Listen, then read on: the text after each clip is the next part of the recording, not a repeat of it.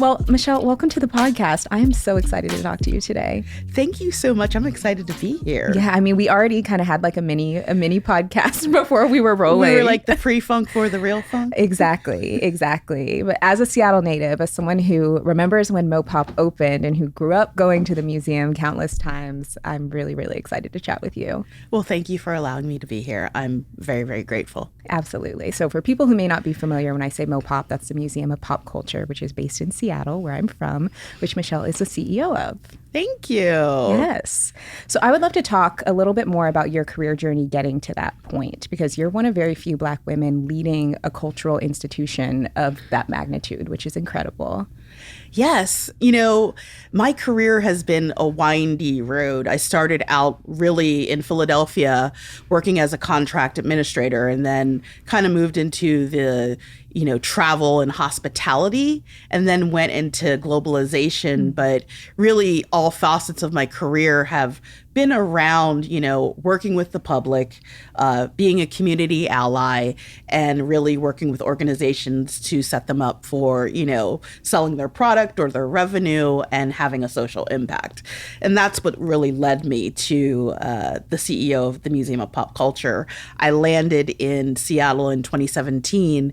And as you know, I started at the Woodland Park Zoo, which is a tried and true, organization there, and led that for 6 years through the pandemic. And then this job opened for the CEO of the Museum of Pop Culture. And being from Philadelphia, born in the 70s, kind of went through the 80s and 90s. Really, pop culture is in my DNA. I play the piano, I play the Suzuki violin, and sing and love arts. So I'm in my perfect job. Which I love. I actually, in a lot of ways, feel very jealous of Gen X, because I feel like as a generation, y'all got a front row seat to just the best in pop culture as it was happening. Yes. I mean, right in the 70s, it was coming through the 60s of the civil rights, but I was very young and learning all of that from my family, but then moved into the 80s where it was, MTV Raps, and that kind of got really prevalent, and then moved into the 90s where the grunge era, rock and roll, R&B. So I feel like I have, a multitude of, lifetime of incidents to be the CEO, but also understand the culture and what actually has been happening with the countercultural movement to be the CEO. For sure. And throughout your career, when you were earlier in your career, did you have your sights set on being a C-suite leader? Was that something that you decided to work towards as you were progressing in your career? I never knew that I really wanted to be a CEO, but for me, I was, managing and going through all of these new roles and wanted to move higher. I was like, how do I move from a supervisor to a manager, to a director, to a vice president? And then, finally getting in the C-suite. It wasn't like I was looking to be a CEO. It just it was me trying to get through those stages. And then it turned into, okay, I think I'm ready for the C-suite now. Yeah. So more of like a natural progression. Mm-hmm. Yeah. What were some of the experiences that you had that you felt really prepared you to step into the CEO role? It really starts with my mother. She's not alive right now anymore. But really, she instilled a lot of the resilience in me. She instilled that, always be learning and learn every position. As a single mom raising 2 kids in Philadelphia, she really, taught me to have my voice, learn everything, be 2 times ahead of what you should be, just because she had to in her life. And so that kind of stuck with me throughout my personal journey. She passed away several years ago, but she was always a big proponent of my career. And so her and I would talk through different situations. And I think where I got the catalyst in my career was I had the opportunity to move out to San Francisco from Philadelphia. And as you know, if you don't leave home, you might stay there. I think you and I were just talking about that. So I was a proud Philadelphia girl, and was, offered a role to be in San Francisco. And my mom was like, what's the worst that could happen? You can always come back to Philadelphia, but get out and explore the world. And so I did. And I actually never came back to Philadelphia. So you were in San Francisco for how long? I was in San Francisco for about 3 years. I had the opportunity to lead SFOSW, United Airlines flight attendants, during a very prevalent time of 9/11. So that was a very it was a very interesting experience for me where I learned a lot of crisis communication planning, a lot of leadership things that were going on at the time. We didn't know what was going on at the time with the terrorist attack. And, I really learned my chops of being prepared and how to deal with empathy and all those different things that I wasn't even expecting to do, but learned that through there. So I was in San Francisco for about 3 years. Yeah, that sounds like just a challenging time to be in the aviation industry for sure. It was because, I was the manager of 200 flight attendants at the time. And, there were a lot of different feelings going on. Two of those planes were SFO, SW, some of those were my flight attendants that passed away. And so just being able to talk to the parents when things happen, the ground stoppage, some of the things that were just going on in the world on a global scale, was very challenging, but I learned a lot from that. And it's actually stuck with me as I moved into different careers in my roles. For sure. I mean, it sounds like, so some of the things that we talked about when we were offline was just your approaches to leadership now and how you lead your team. And it sounds like that experience really planted a lot of the seeds for the people first leadership that you carry now. I mean, I'm a people first manager, right? But I'm very transparent. And I'm, there's no gray with me. I'm really upfront. I really want people to understand what's going on. I really want to center wellness in everything that we do. Coming through the pandemic, I think that gave me a huge roadmap to be a CEO, especially being the CFO of, very, very popular zoo, 125 years in the making, but dealing with animals. So a lot of people don't understand is like, besides dealing with the employees, we had animals in our care. And so for me, there was a lot going on than just working with the employees, but also making sure that we kept these exotic animals that we had over 100 in our care at the same time during a pandemic in Seattle. It sounds like a giant Rubik's Cube to solve, like a giant puzzle with so many pieces. Giant puzzle, part of my role as the CFO was not just the numbers. It was the community experiences of our concerts in the summertime. It was a lot of our events. It was our food and beverage. And so, the zoo in itself is a zoo, but there's so many different other enterprises within the organization that you had to deal with. And so dealing with that from the lens of an organization being closed, dealing with employees, restarting it, reopening it in several different ways in the middle of construction and different things, it really gave me really kind of that check mark of, okay, you have done all those things and you are ready to take over a new organization with a new vision and help them, reset, restart, and move forward. So that's what's got me to the CEO of the Museum of Pop Culture. Yeah, almost like a CEO boot camp. It sounds like. I think it was a boot camp for everyone, but for me, I look at it as my blueprint and roadmap to really moving quickly, making quick decisions, really targeting how people are feeling, empathy, belonging. Most employees coming out of the pandemic are burnout.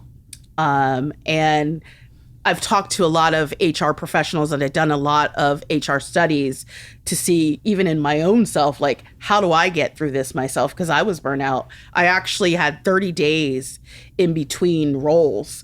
And I had all this, fun stuff planned to go to Paris. They were like, take 30 days off before you start your new role as a CEO.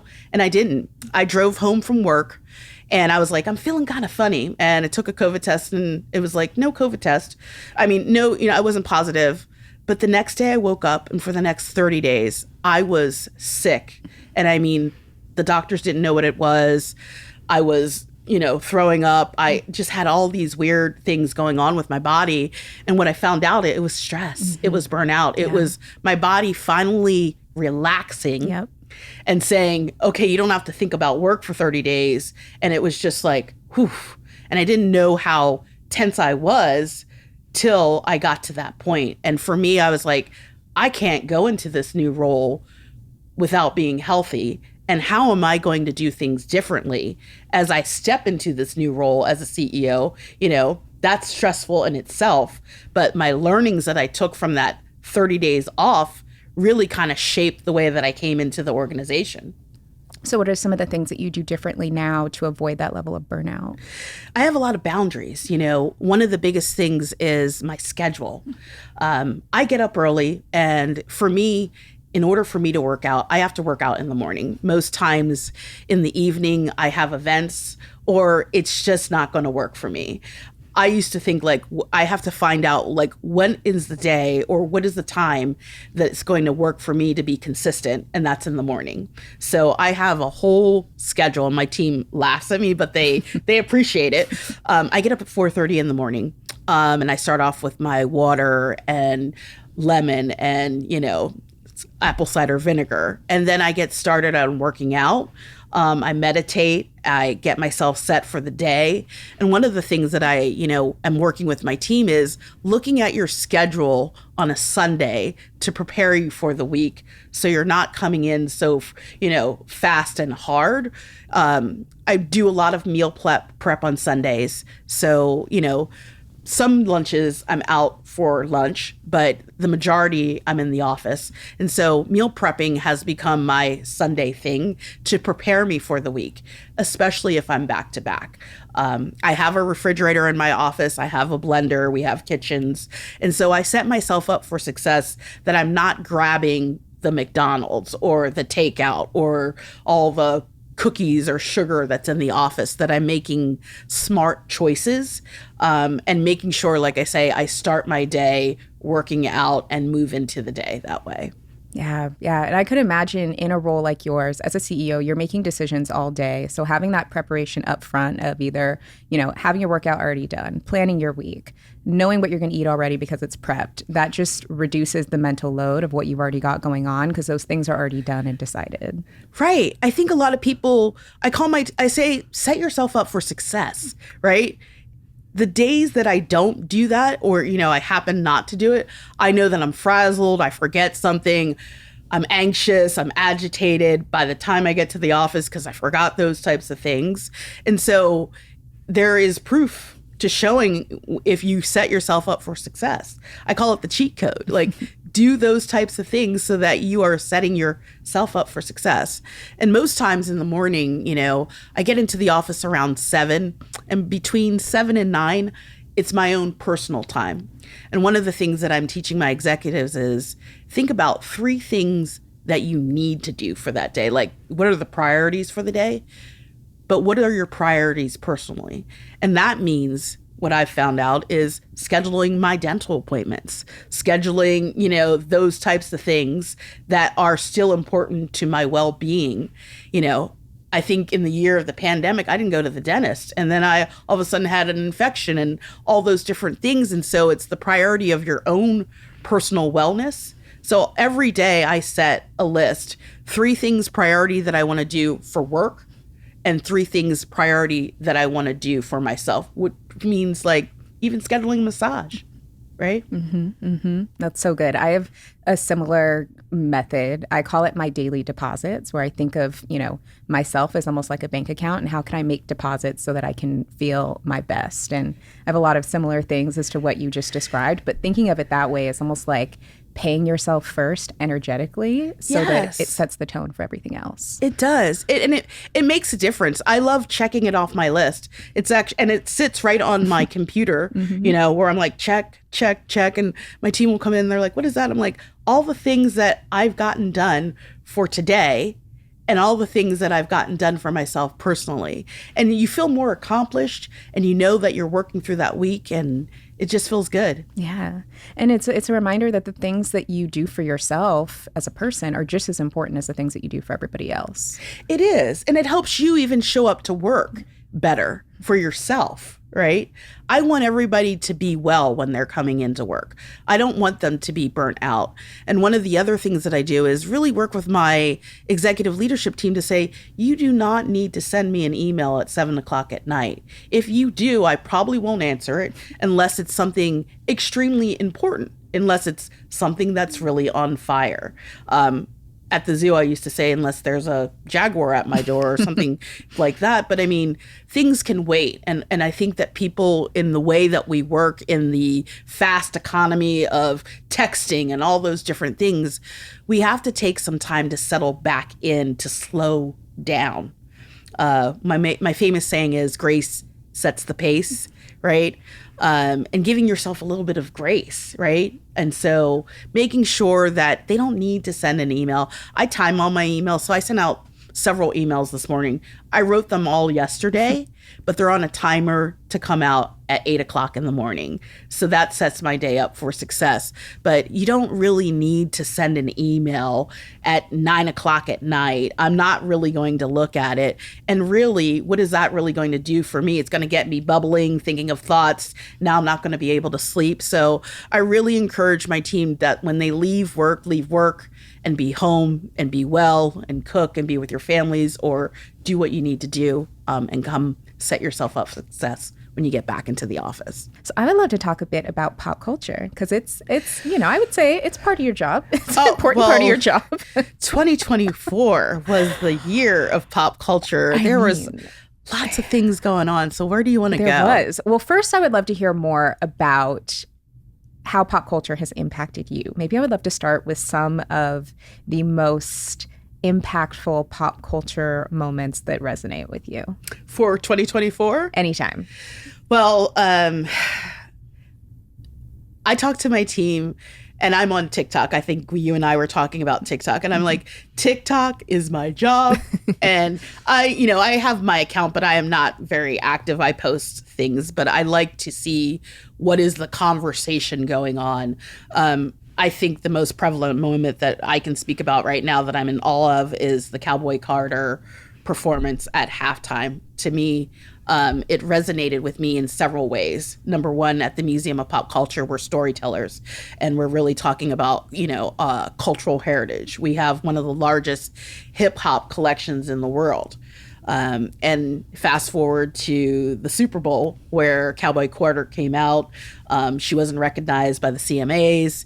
And then she came out and did this amazing performance. But the inclusion of what she had in the whole halftime show, the Beyonce Bowl. I mean, we never even thought that we'd say a Beyonce Bowl. It's not the Super Bowl. Right. It's the Beyonce Bowl. And to be able to see that happen to me was an iconic moment in 2024, where she included all the singers, men, male, dancers, bringing back Ashley. It was just, I think what's so interesting to me is when I'm looking through TikTok is seeing all the people already know the dance like the next day. Yes. And just everyone talking about the significance of it, her doing that in Houston and all those things. I think that was a iconic pop culture moment. How about you? How did you think about that? Oh, absolutely. And I mean, I think even now, that was a little while ago, Christmas. We're now a little ways removed out. This episode's going live in February. People are still talking about it. It's still creating all of this discourse,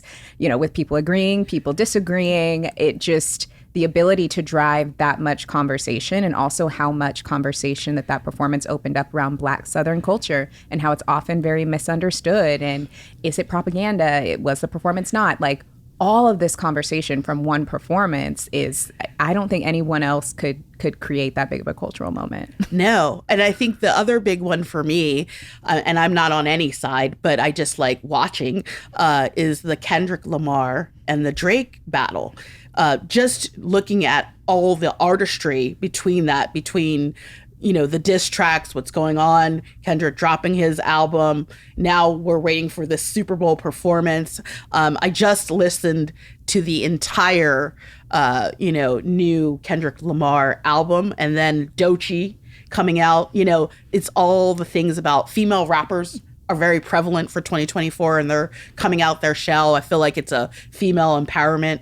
Then you have Kendrick Lamar and Drake, where they're going through their different things, but talking about different ways. And Kendrick Lamar in himself is a Pulitzer Prize winner. So it's bringing all of that information into one. So 2024 was hot with a lot of pop culture moments. I'm a big hip hop fan, so I pay attention to a lot of hip hop, as being born and raised in Philadelphia, and I love the roots. So for me, just paying attention to that is just something that I love to just do a deep dive on. For sure. And like I mentioned, this episode is coming out in February, Black History Month. And when I think about pop culture, I think pop culture and Black history, as well as like Black culture, specifically in the States, are so intertwined that there is no pop culture without the contributions of Black people. No, not at all. I mean, and when you think about it with the Cowboy Carter, really, country music was started with Black culture. You think about R&B and hip hop, and the pop stars that are sampling different things, that's coming from hip hop, from that genre, from the turntables, and it's kind of evolved. And that's why I think it's so great, being experienced, being born in the 70s to the 80s and then the 90s, and now 2024, fast forward in the 70s, hip hop was just coming alive. And what's so great for me sitting as a CEO is looking that we have one of the largest archives, and that when the museum opened in 2000 as the Experience Music Project, Paul Allen was collecting all of that stuff before. And we were one of the first museums to even put hip hop as a genre in a museum. No one wanted to put hip hop as a genre. And so we were the ones that actually put it out there. And really recognizing it as the art form that it is. It is, yeah. In some ways, it almost feels like pop culture is modern art. There's so many. Now living in New York, I've frequented a lot of museums that have a lot of like classic artwork. And when I think about what will be considered classic artwork of the time that we're in, it almost feels like pop culture and the conversations that we have around pop culture are the new modern art. I think they've always been that way, but no one has been talking about it. I recently did an article last year titled Massive: The Power of Pop Culture. I was interviewed on our gateway at the museum talking about that, pop culture has always been a global language, and it has done a social impact. It just is that no one has been talking about it till now. It's been there. It's been part of that.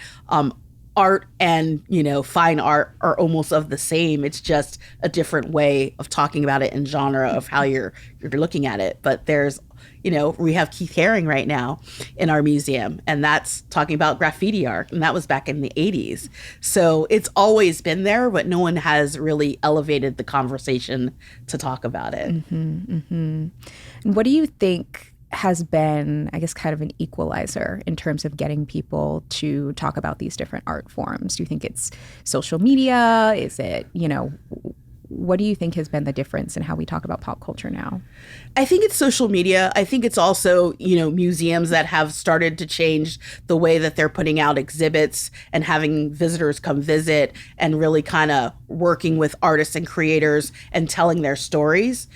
Storytelling is big. Storytelling is real. And people, they're more authentic than just looking at a picture on a wall and having a caption under it, but really having these opening parties and having these artists and creators there, giving the story behind why they made this photo or this picture or this event and telling those stories, making sure it's more accessible online on a global scale and talking about it. So I think that's, digital accessibility has really helped share those stories and change the game in that way. Yeah, it almost feels like we have a direct channel to artists in ways that we didn't previously. And I think artists are starting to feel more comfortable coming out of their shell and telling the stories, noticing that everyone wants to hear that. It's not just about the record, but it's like behind the scenes, how you made the record, what was the reasoning behind that, what did that song really mean to you, what were you really going through, and you see a lot of artists really starting to talk about that and why they made that record and where they were at that time. And then for me, what I've seen on TikTok is people talking about the words of the lyrics and really the references of what it does, especially with most recently when we were talking about the Kendrick Lamar and the diss tracks and different things like that. There's a lot of commentary on TikTok talking about what this really means and what was he saying and how did that really affect, the genre or what was going on at that time, especially when he's bringing in the mariachis on the album and all those different things that are really cultural relevance, the indigenous groups that they're including. It's really giving them the shine that they haven't been doing for cultural history of stories that haven't been told. Absolutely. Absolutely. And even in performance, if we were to go back to the Cowboy Carter example, and I think something that particularly in the past decade or so of her career, Beyonce has done really beautifully in her performances is there's so many layers. There's so many meanings behind things as opposed to, I don't know, I'm thinking about, big performances when I was growing up in like the late 90s, early 2000s. It was like a singer on stage with a headset and some dancers. And great, but that was kind of it. Versus now, it's like a whole performance is a story and there's layered meaning. Oh, yes. I was, again, getting in the weeds like I shouldn't be. But, I just get so caught up was talking about the origins of the white horses and what they meant and the cars and, all those different things. And it is a story of the performance and being able to perform it in Texas, where she originated from and her family. It's just, to me, it's exciting to see. Well, she knows how to just do the act, dropping the axe. There's so many things behind it. I saw one person say that they're thinking like she's going to rock now. Who knows? That's a popular theory that Act 3 is going to be a rock album. Yeah. So I can't wait to see what happens. But she's been very intentional, right? And I think that's what people are starting to understand. It's like, she's had this planned out. She's very intentional. She's very thoughtful. And she's very inclusive. So I'm excited to see what happens. Yeah. And I also love taking bits of that and thinking like, okay, how can I apply that to my life? Or how can I apply that to my work? Even when I'm thinking about recording this podcast and I'm thinking about what goes into an episode, how can I prepare? And I'm thinking like, I'm not gonna get in front of a mic and just wing it. Would Beyonce get on a stage without preparation, without rehearsal? Absolutely not. So I'm gonna prepare and I'm gonna rehearse. And no, this is not the Beyonce Bowl or like Coachella, but I'm gonna do my version of that. And there's so much that we can learn from the artists of our time. Oh yeah, I think practice makes perfect, and really doing your research.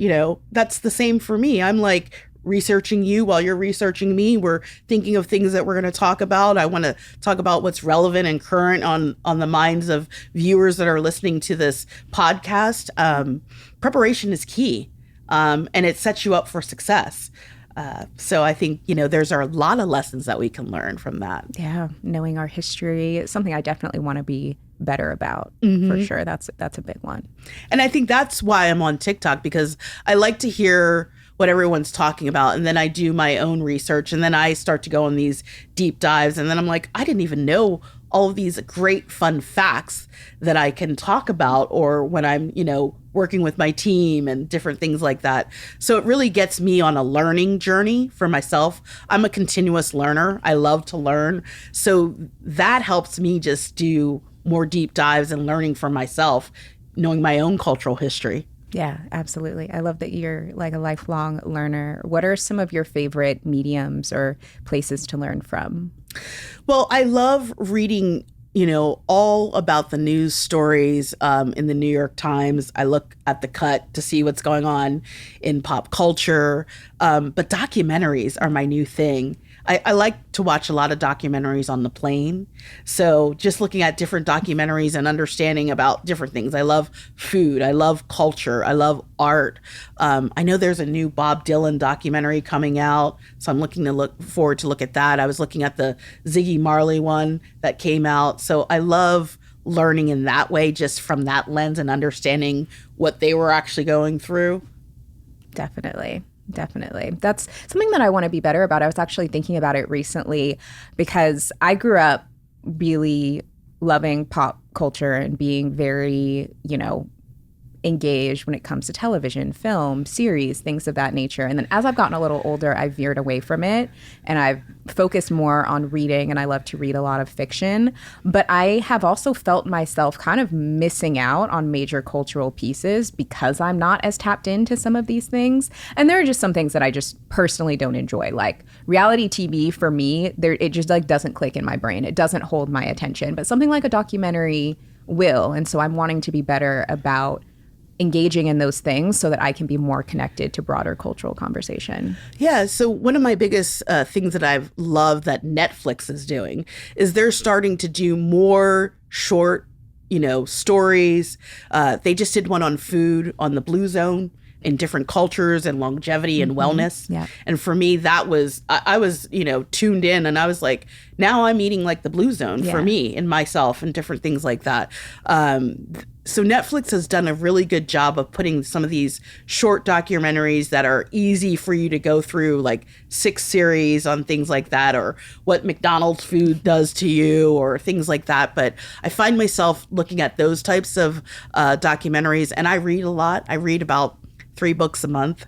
It's just, I love doing that. And I think you and I were talking about one of the biggest things that I do right now is listen to the Audible. So I love to cook. So I'm now cooking and listening to audibles and learning through that. And I realized that I can take that in quicker than sitting down and reading a book. And I can get through 10 chapters while doing chores around the house. And so that's my new way of learning right now, is listening to the Audible loud while I'm doing chores in my house, folding laundry, cooking, all those different things.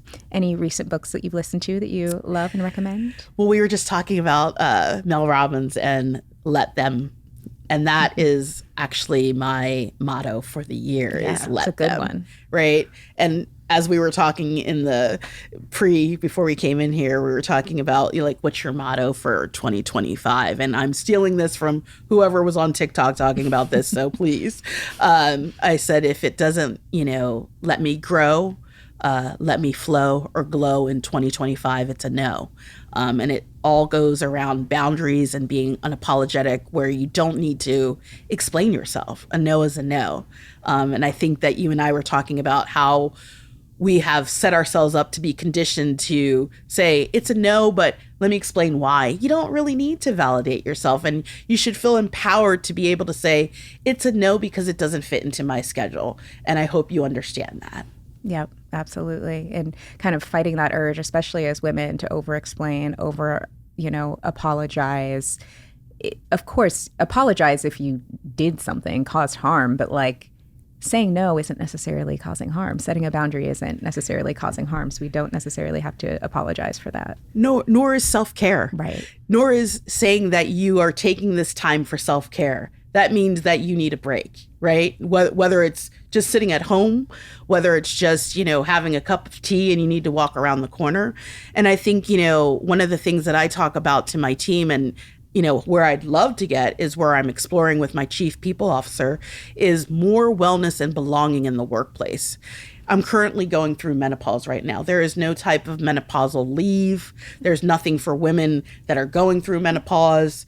I mean, there's times where it is a very hard thing to go through with the hot lights and the hot sweats, and you're standing up there and people don't understand what you're actually going through, where you're standing up there and going through all these hormonal changes in your body and what that does for you. And so for me, it's working towards a better way for our insurance carriers and our brokers to come up with more wellness in the workplace that goes along with your insurance. We most recently got a credit from our insurance to our organization, and we're sitting down, how are we going to use this for the organization? And we set up meditative sessions. We also did some employee wellness, back and neck, massages, things like that. But I think for me, I would love to add more wellness into the workplace. And that's a big goal for me and my executive team, and surveying our employees to make sure that continues to be front and center. And when you survey your employees and ask for their feedback, what types of things do they ask for? Mental health days, I know that Microsoft and a lot of the bigger employers out there have a lot of mental health days, not sick days. There are mental health days where you just need a mental health day. You might need a break. More time off, looking at our employee and our vacation policies, different things like that. More things to help them further along instead of just EAP. Different types of therapy modalities, employee resource groups for belonging. So we're just starting and re-kicking that off. So, I like to hear and create programs with my employees, not me creating the programs for them. So we're really continuously looking at that so that we can understand what our culture needs and provide that for them. Knowing that Rome was not built in a day, but I talk about the crawl, the walk, the run. We're in the crawl. So we're learning and unlearning together so that we can come up with something that works best for our culture. Yeah. And that sounds just like a more effective way to do it, actually meeting the needs that the team has. I promised myself, growing up through the ranks to be a CEO, that if I ever became CEO, I would right the wrongs and really kind of change the things that bothered me when I was an employee and I was listening to other CEOs or decisions being made. And so I'm very inclusive and I want to co-create those programs because it's going to make a lasting impact. If no one's, participating, it's because you probably created it on your own. And the movement really kind of starts with us working together to understand what is going to be the most impactful program. And if it fails, how do we, restart it and do something that's going to work for all of us? My employees are my biggest asset, and if they're not well, why would I want them to be unwell showing up to work? And so, it's a long road ahead. Again, I'm not perfect. My organization's not perfect, but we are intentional. And that is like one of our top priorities that we're thinking about as we move forward. Yeah. And I would imagine it takes a lot of deconditioning for a lot of people too, for the ways that we've come up being conditioned to work. And maybe it's a little bit different for Gen Z who's newer in the workplace. And I think that generationally they are in a workplace that is maybe a little bit more flexible than millennials and Gen X and beforehand came up with. But for a lot of us, it is a lot of deconditioning and unlearning. Yeah. I mean, my staff is multi-generational. I've had people that have worked at the organization since it started. And I love it because I'm learning from, different ways of working.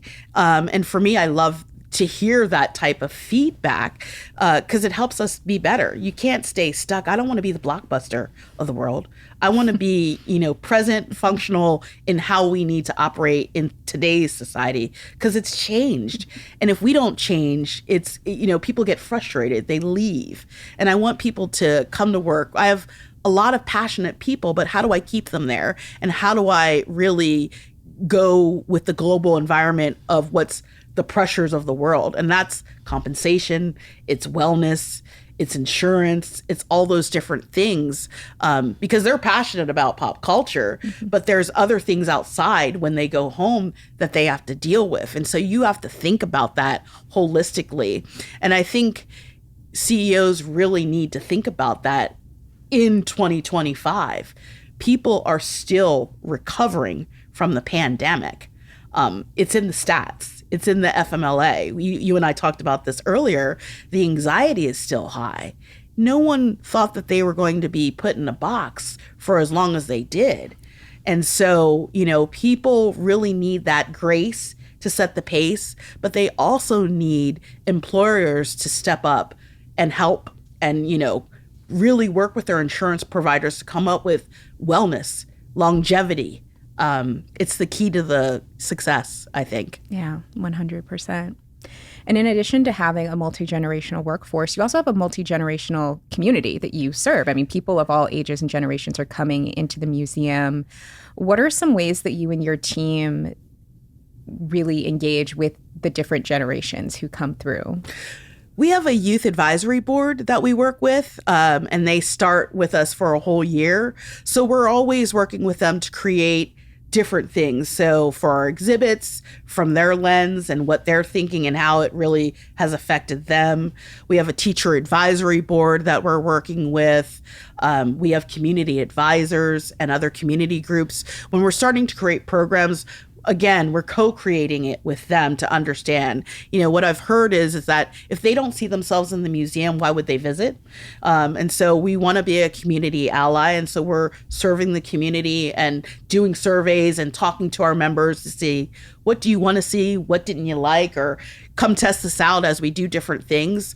So it's a process to do that, but it's really inclusive to how we work and how we move through our strategic and operational plan for the organization. Yeah, that makes sense. And it sounds really comprehensive. And yeah, I mean, a community is going to want to be a part of a place that represents them, and they're going to feel more touched and engaged. So I would also just love to talk a little bit about the importance of investing in our local museums before we wrap. Something that I've been thinking a lot about, and I've talked about a lot on the podcast, is just the importance of having hobbies and being engaged in our communities, being engaged in culture.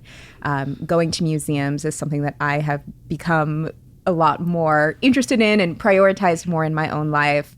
And a lot of museums run on a membership model. And I would love to talk about why that is, and also why it's important to become members of our local museums. I'm like, if my membership person was here today, she'd kiss you, because, that is our number one goal, is our membership. Yeah.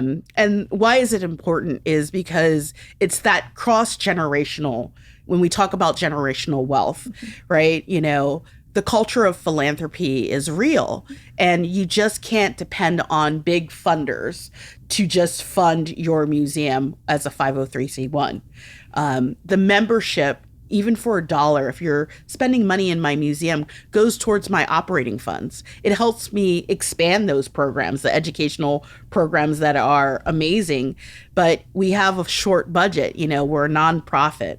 And so for us, having attendance, buying membership shows the commitment for loyal, guests. And it's great. We just restarted our membership program. We went out and surveyed. We said, hey, what are we doing wrong? What can we do better? We called it the Renaissance, and we relaunched it. We're all things Beyonce, so we talk pop culture and we do everything around pop culture. So we said, we're going to do the Renaissance, and we relaunched our membership program. But what we did is we also went to the apartment buildings, and we said, hey, can we get in the apartments? Can we get more locals coming to our museum? We have a lounging cafe, and so we have a bookstore. We want people to linger. We want to be a cultural hub.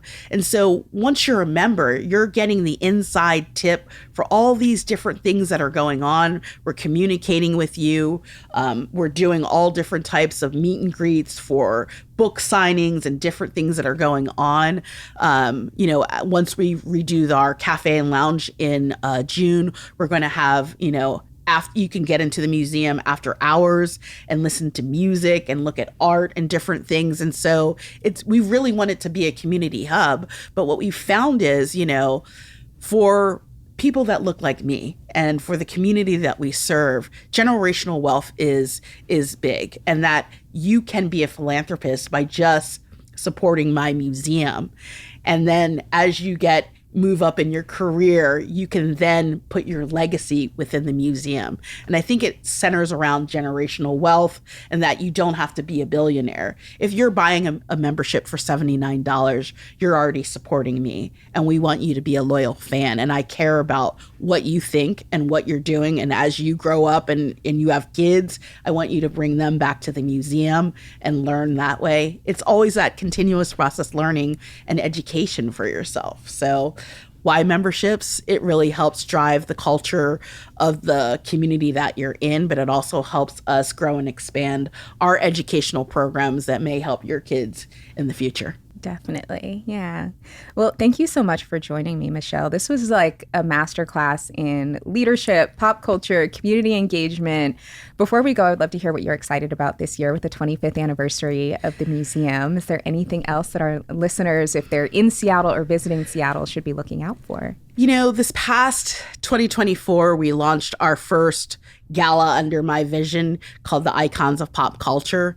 So I'm excited about several things this year. I'm excited about it is our 25th anniversary for the museum, but it's also our 25th anniversary for our Sound Off Youth Artist Showcase. It's a 21 and under showcase where we mentor kids in the music industry and they do their showcases. So there's 3 of those coming up on February 8th, 15th, and the 22nd. So that, if you're looking on our website, you'll see that.